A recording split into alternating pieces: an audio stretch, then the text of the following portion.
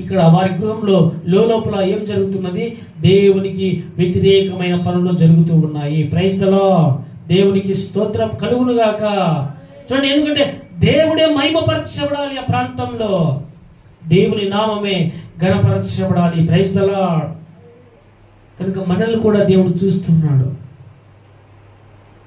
అందుకే దేవుని యొక్క వాక్యం సెలవిస్తుంది, ఆయనకు వ్యతిరేకమైన ఏ ఆయుధము, ఆ ఆయుధములో ఆలోచనలు కావచ్చు, తలంపులు కావచ్చు, పనులు కావచ్చు, చేష్టలు ఏవైనా కూడా ఆయనకు వ్యతిరేకమైన ఏవి కూడా వర్ధిల్లదు ఈ భూమి మీద. Praise the lord.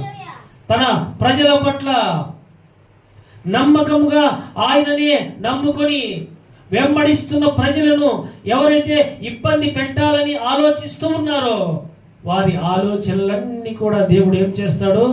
ఇదిగో అన్ని కూడా వారి హృదయంలోంచి తొలగిస్తాడు.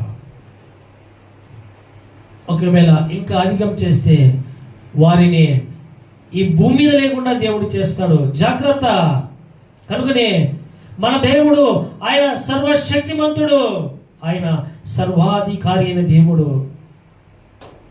ఈ బయలు ప్రవక్తలను ఈ యెజబెల్ అనేటువంటి ఈ ఆత్మ పోషిస్తున్నది. ఈ యెజబెల్ ఎవరంటే ఆహాబు యొక్క భార్య. మరి స్త్రీలలో ఇలాంటి వారు ఉంటారంటే ఖచ్చితంగా ఉంటారు.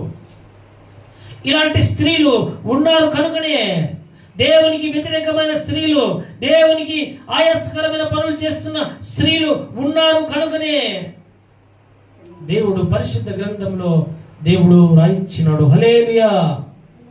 చూడండి, భర్తకు రాని ఆలోచన ఎవరికి వస్తున్నది? ఇక్కడ తన భార్యకు వస్తున్నది. ఆహాబు భార్య యెజబెలుకు వస్తున్నది. దేవునికి వ్యతిరేకమైన పనులు. అందుకే ఎప్పుడైతే దేవునికి వ్యతిరేకంగా చేస్తున్నారో దేవుడు తెలుసా ఏలియాను లేవనెత్తినాడు. Praise the lord. బయలు ప్రవక్తల మధ్యలో దేవుడు తెలుసా తన నామాన్ని గణపరుచుకున్నాడు. Praise the lord. చివరకు ఆహాబు కావచ్చు, యెజబెల్ కావచ్చు, ఏమైనా అంటే వాళ్ళు నిర్మూలమైనారు. భూమి మీద లేకుండా వాళ్ళు ఈ భూమి మీద లేకుండా వారిని దేవుడు తుడిచివేసినాడు. దేవునికి స్తోత్రం.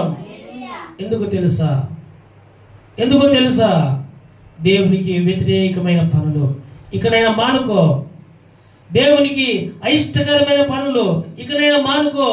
దేవుని ప్రజల పక్షమున, ఇదిగో దేవుని ప్రజల పక్షమున ఎవరు ఉన్నారంటే